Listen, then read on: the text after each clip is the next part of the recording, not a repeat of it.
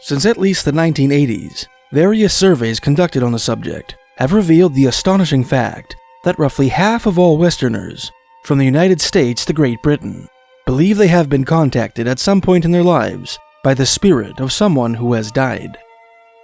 Whether in the form of an especially vivid dream, a disembodied voice, a full-blown apparition, or an unmistakable presence, these visitations from the great beyond often seem to be made for the purpose of rendering a service to those whom the spirit in question knew and loved in life.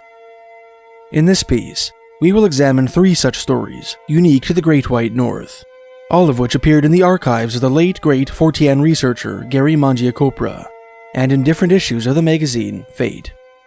Enjoy. Our first and oldest story appeared in the June 1960 issue of Fate, written and submitted by Ona Lacey Hunter of Springfield, Missouri. Ona's story takes place in a rural area in southwestern Saskatchewan, near what is now the prairie ghost town of Rotilda, just west of the town of Kerrobert.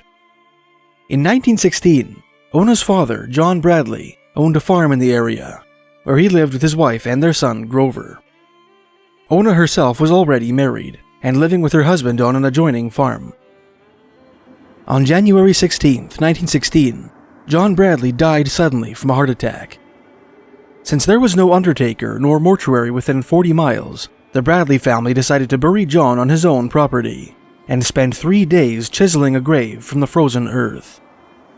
While they labored in the dry, biting cold, of the kind which only a Saskatchewan winter can produce, John's corpse reposed in a casket in the living room, frozen solid. In an effort to preserve his body until its final earthly journey, the Bradleys had decided to turn the farmhouse into a makeshift morgue. They let the fire in their cast-iron stove gutter out and temporarily moved in with the Hunters next door, allowing the farmhouse to assume the frigid temperature of the surrounding prairie. The only part of the dwelling they kept from freezing was the basement cellar, which was stocked with canned fruit and winter vegetables. The cellar was heated by a small stove, which the Bradleys were obliged to feed every day. The first family member to stoke the cellar fire was Ona Hunter, who made a special trip to that frozen house of death while her brother toiled in the yard. With a matchbox in her hand and firewood in her arms, she walked past her father's coffin on her way to the cellar stairs. As I descended the steps to the basement, she wrote, I felt my father's presence going along with me, as strongly as if he were there in the flesh. I had an intuition he was trying to tell me something. Then, as the feeling grew, I was impressed with these words, Don't you come tomorrow. Send your brother. The sense of father's presence and his message filled me with a strange fear. After replenishing the fire, I hurried up the stairs and out of the house. The following day, Ona did as instructed, asking Grover to tend the fire in her stead on the pretense that she was feeling unwell. She said nothing of her strange experience of the previous day, nor gave her brother any inkling of the cryptic message she believed the spirit of their father had conveyed to her. When Grover came back, he was pale and shaken, Ona wrote. He told us how he had plainly felt his father's presence, and how he had been directed to go to a small box hidden behind some old fruit jars in the basement. In this box, he had found Father's will. None of us had known about the will. In it, Father left the farm to my brother, with the provision that he make it his home and keep my mother as long as she lived. My brother was so worked up over all this, he would not go back to their house on the 3rd day. I went. This time, I had none of the consciousness of my father's presence as on that first day. On my way out, I went into the living room and looked down at the peaceful face in the casket. I thought Father's spirit accomplished its mission and has gone on. Our next story takes us to southern Manitoba, to a rural area southwest of the city of Winnipeg. Back in the early 1900s, this stretch of farmland and broadleaf forest, interspersed with tiny rural communities, was a thriving agglomeration of suburbs connected to the provincial capital by the Canadian Pacific Railway. One of the towns in this once booming corner of Manitoba was Starbuck, now a quaint hamlet hugging the banks of the La Salle River. According to Reverend Walter Davison, the one-time pastor of a Starbuck church to whom we owe this story. A mile from town was a neighboring parish called Roland, spelled with 2 L's. This assertion compounds the mystery we will explore shortly, as a 1926 map of southern Manitoba indicates that the only homophonic community in the area at the time was Roland, spelled with 1 L, which was located 31 miles southwest of Starbuck back in 1926, just as it is today. Davison, who told his story to Michael Bruce of Picton, Ontario, who, in turn, submitted the story for publication in the May 1960 issue of Fate, explained this geographical discrepancy by stating simply, the boundaries moved.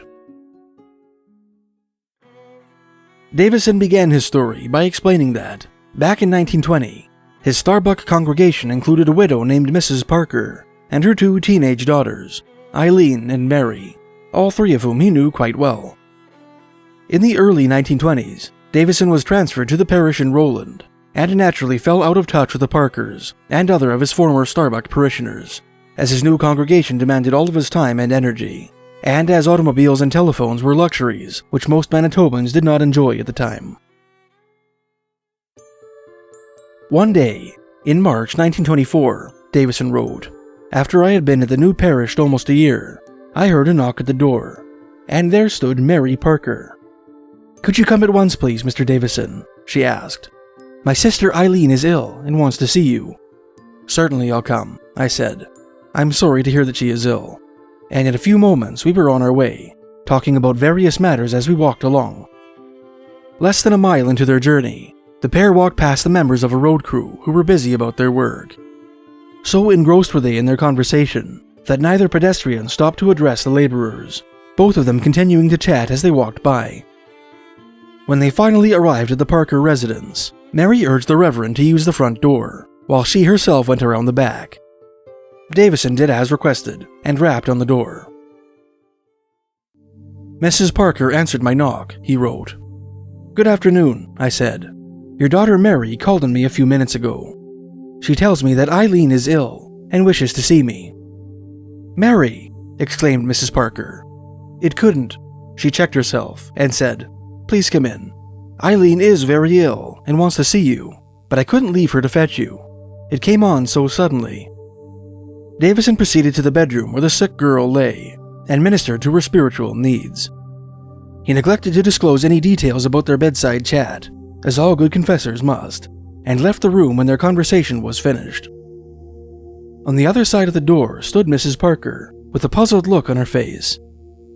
"Mr. Davison," she said, "I thought you said my daughter Mary asked you to come over, but I must have been mistaken." "You weren't mistaken," the minister replied. "It was your daughter, Mary. I haven't seen her for most of the year, but I knew her perfectly well. Besides, she spoke of Eileen and walked here with me. She went round the house as I knocked on the front door." These words evidently distressed Mrs. Parker. "I'm sorry," she stammered, "but you must be mistaken. You see, Mary died 8 months ago." I was stunned, Davison wrote. The only solution I could think of immediately was that some impostor had fooled me. But that was senseless, and Mary had spoken of intimate family matters with which I was familiar. I was still trying to puzzle it out when I again passed the group of road workers. On a sudden impulse, I stopped. "Good afternoon, men," I greeted them. "Do you remember seeing me pass here about an hour ago?" The men appeared embarrassed. "Well, sir, yes, we seen you," the foreman answered, looking at the ground. "Was something wrong?" I asked. The men shuffled their feet. "If there was something queer, I'd like to know," I urged. "Well, sir," the foreman spoke again, "you was alone, but you had your head turned sideways and was talking steady, like someone was walking beside you, but nobody was there."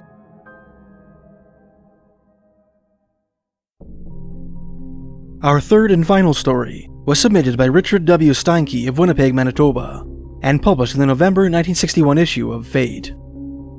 Back in 1944, at the height of the Second World War, both Richard and his elder brother, Bill, were serving overseas in the Canadian Armed Forces. 19-year-old Richard, who had signed on with the Queen's Own Cameron Highlanders, saw furious action in Holland and Belgium, where he would be wounded 4 times in firefights with German infantry. 29-year-old Bill, on the other hand, served in Italy as a private, in the Princess Patricia's Canadian Light Infantry. Although Richard survived his tour and returned to his Manitoban hometown after the war, Bill was killed in action on December 21, 1944, and was buried in the Coriano Ridge War Cemetery in northeastern Italy. At the time of his brother's death, Richard did not believe in the possibility of an afterlife, gloomily suspecting that Bill's consciousness had been snuffed into oblivion in the Italian countryside, like those of so many other Canadian soldiers. He maintained that belief for 12 years, during which he dreamed very seldom of his lost brother. In his estimation, Bill haunted his nocturnal reveries no more than 3 times a year on average. On a November night in 1956, Richard wrote, "I again had a dream in which I saw my brother. Suddenly I awoke and lay thinking about this dream, the first I had had in many months. I got to thinking that if survival was a fact, then perhaps my brother was close at hand and was attempting to communicate with me. With this thought in mind, I sat up in bed, supporting myself on my left elbow and forearm. Looking around the bedroom, I could see my wife and the familiar bedroom furniture in the faint light streaming in the window. Feeling somewhat foolish, I spoke out loud, saying, 'Bill, are you here?' Immediately, I had the sensation that some unseen person had taken a firm hold of my left wrist. It was an electrifying shock. Somehow, I managed to retain my presence of mind, and after a few seconds my wrist was released. Then I called out, 'Okay, Bill, now take hold of my other wrist.' Instantly, I felt the same pressure on my right wrist. Then I lay back down on my pillow, feeling a lofty happiness, such as I have never known before or since." The following Saturday, I described my experience to my sister, Mrs. D. Elsesser. After listening to my story, she asked me on which day it had taken place. I replied that it had been on Tuesday night. She then told me the story of a dream she had on Wednesday, the night after my experience. In my sister's dream, she met our brother Bill. She asked Bill to come home, and he replied, "I was home, and ask Richard. He will tell you that I was home." The very use of the name Richard is part of my proof of Bill's survival. My sister calls me Rick, as do all my associates. Only brother Bill always called me Richard. Have you ever been contacted by the spirit of a loved one? If you feel like sharing your experience, please feel free to write about it in the comments below.